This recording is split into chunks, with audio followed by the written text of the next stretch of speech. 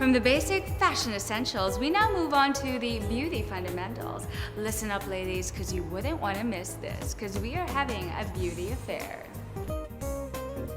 Hi, everybody, and welcome to another beauty affair. I know, you're loving my hair, right? And ode to Linda Evans, the classics, because that is our episode today, right?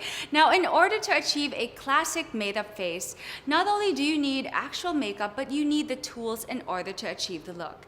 And the best tools are, of course, makeup brushes. Now, sometimes we get so confused, what exact brushes go for what, and do I need all 35 of them? Can I use just 3? I get to explain to you what exactly are the brushes that you'll need to achieve a flawless face. All right, so let's get started.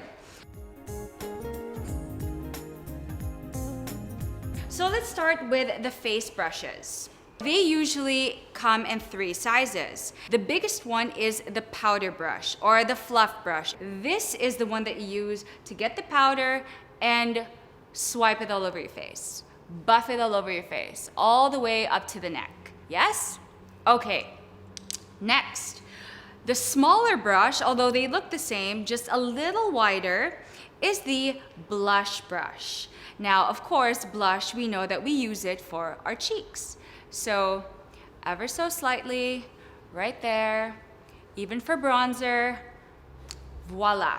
Next, this is called the angled blush brush or the angled shader. This is usually used for adding contours to the face. Next, we have the foundation brush. Back in the day, the most common way to apply foundation or concealer was with a sponge. But this it's usually made of synthetic bristles. Synthetic bristles is what you need to use for a cream or a liquid type of formulation. Let's move on over to the eyes. Now, here I've got 5 brushes. Eyeshadow brushes of different sizes, the extra large. This is the one that you usually use when you get those makeup palettes that come in 3 or 4 shades, and then they say, swipe the base color all over the lid. With just 2 easy sweeps, you've got the color down. Now the smaller ones, this you might need. Now this small brush is what you would probably use for the highlight color right here for the inner twinkle, you know what J-Lo likes to do. Also for the brow bone. Now this is what you call the bullet brush. Of course, it does look like a bullet. It's shaped like a dome. Now this is used for contouring the crease, creating that fold. For Asian eyes, we need to create the fold. Now these are what you call blending brushes. They are loosely packed. They are loosely packed, so that means when you blend the eyeshadow, it is much easier. I personally use the angled one to create my nose line. Because it has that angle, it is easy right from the eyebrow down to the nose. Now this one, personally, I use this if I were, let's say, to make a smoky eye where I do a bit of a heavy liner and I want to smudge that liner. Right there. Because the brushes are much shorter, it is easier to control. And now we have a brush that is commonly thrown away. They don't really use it, or they think it's pretty much useless. Very wrong. This is the mascara comb, and this is for the eyebrows. If you notice, the bristles are very stiff because what it's meant to do is to groom your brows to make sure that they stay in place. Usually, you can spray this with a bit of hairspray to make sure that as you're brushing your brows, it really stays in its shape. Now, this mascara comb is perfect for those of you who just love mascara but hate the clumps. Now, as you're putting your mascara, it tends to clump up, they stick together. Not to worry, you don't have to take out all the mascara, just simply use your mascara comb very gently. You have to do it gently or you might pull your lashes out. Now, next, we have the eyeliner brushes. In this kit, there are 2 kinds, but honestly, it's really up to you what look you're going for.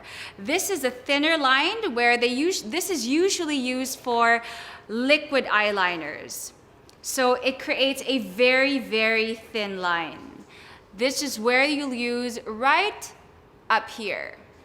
Now this thicker one is usually used for gel liners or even for eyeshadows that you're just gonna wet and make it as an eyeliner. You can use it right below here or there. Again, really up to you.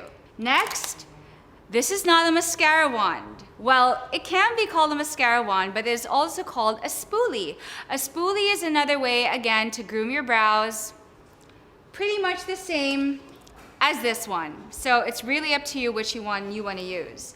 Now, this brush, honestly, I love you brush, fan brush, but other than giving you excess air, it doesn't really do anything. Except if you're putting, let's say if you're putting eyeshadow and you don't want the eyeshadow to come down and ruin the rest of your makeup, you just use it to fan it away. But you can really use that with any other brush. Next is the eyebrow shader.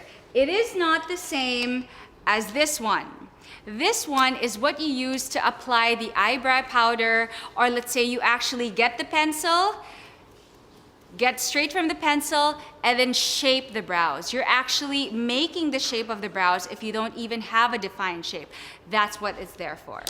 Now this is a concealer brush. The concealer brush is pretty much to help conceal, let's say, certain blemishes like pimples, a certain zit, a certain, anything, very concentrated areas, all right?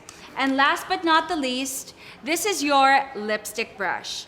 Obviously, you know what it's for. It usually comes with a cover. Why?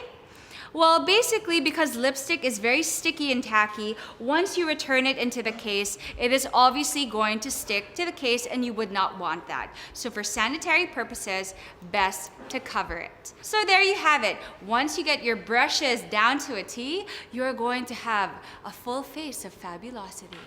So on behalf of Falcon Crest, I'll see you guys soon.